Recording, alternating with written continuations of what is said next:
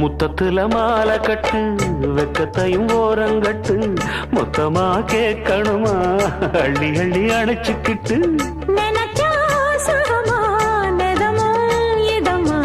தனியா வரவா தரவா பதமா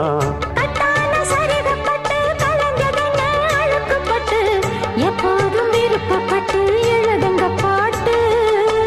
பொன்னான உடல் இருக்கு உடலுக்குள்ளே கடல் இருக்கு